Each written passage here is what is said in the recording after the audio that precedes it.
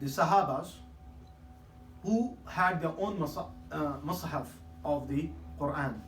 And the best known among them were Ibn Mas'ud radhiallahu anhu, Ubay ibn Ka'b, and Zayd ibn Sabit. They had their own personal copies of the Quran while they were writing for others too. Here is a list of 23 Sahabas who had a personal copy of the Quran. Now, when you put it in this context, remember this time the writing and materials were difficult to obtain. So this is a huge list. I mean, this is a huge undertaking that's being done. So the Mus'haf was being written during the time of Rasulullah sallallahu alaihi wasallam and inherited by all these Sahabas.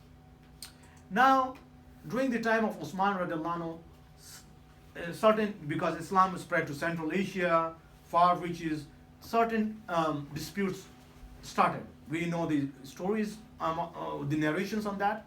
So this is what Uthman radiallahu anhu did. Uthman radiallahu anhu borrowed the first suhuf from Hafsa radiallahu anhu.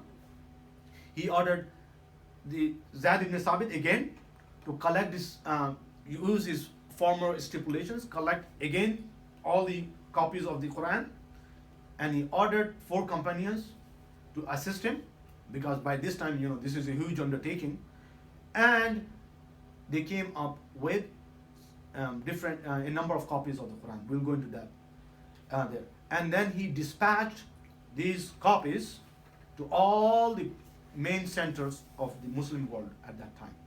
He also kept one of the copies for himself. One was the Medina copy and one for himself. So that means he kept 2 copies in Medina.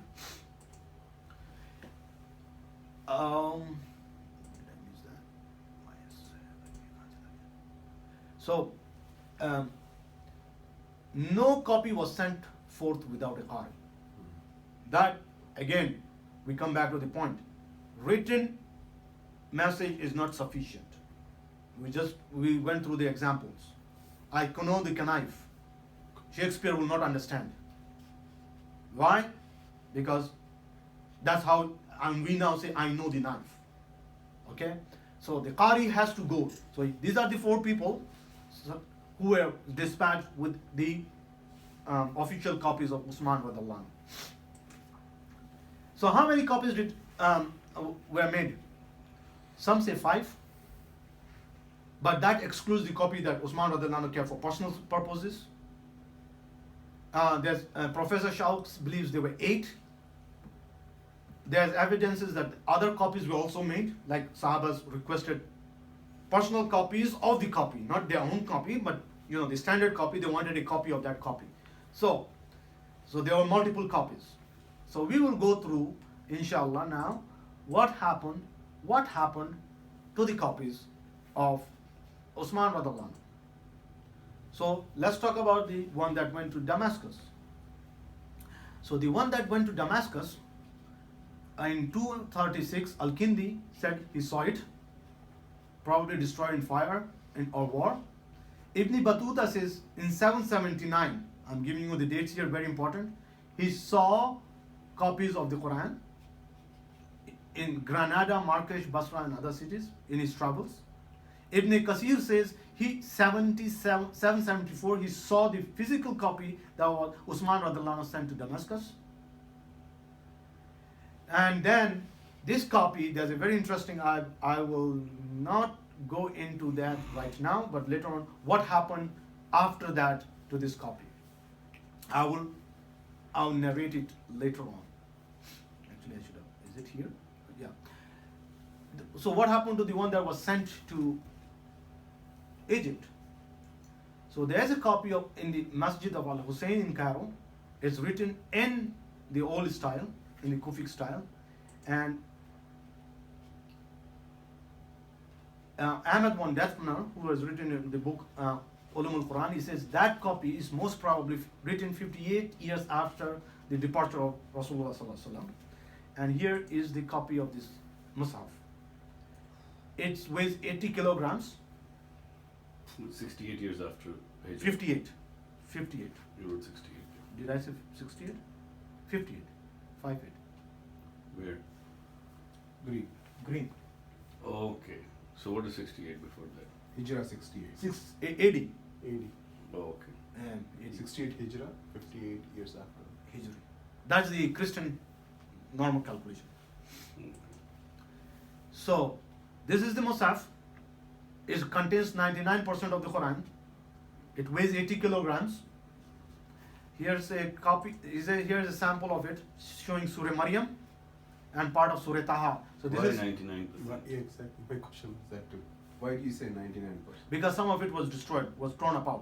I will tell you what happened later on. Some was pulled out of the Quran, out of the binding, and sold to the Europeans. Okay, so they are in the library. In fact, people have done research where they have correlated different manuscripts together. We'll come to that.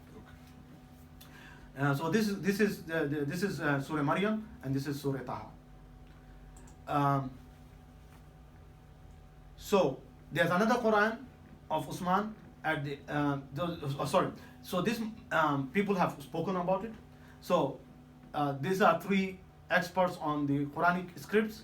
They believe it to be the Quran of Usman radiallahu anhu, or if not the copy of Usman radiallahu anhu, then it is the copy of the copy. So there's no doubt about that. There's no doubt about it. That it is a copy of the copy, immediate copy. That means it was probably when the copy was sent to Egypt, another copy was made, and that is the copy. So what happened to the original copy of Usman alayhi salam in which he had his blood spilled? We'll come. Okay. We'll come. So other experts disagree. We'll leave it at that. This is the Quran, copy that another copy of Usman radiallahu anhu, that is in the Egyptian National Library. It has Surah Maida there, and So complete Quran. well, how many percentage of it is there? Did I write it? No, I didn't write it. So I can tell you later on how much it is. So the history of this manuscript is, and we are coming back to the question that was raised. When a museum was going to be established in Gotha, Saxony, that's pre-Germany, the ruler of that area, Duke of Saxe Ernest II, he endowed Ulrich Jasper, a German physician and explorer, with lot of wealth, to go and gather, odds and ends, novelties, and he decided to come to Middle East, and he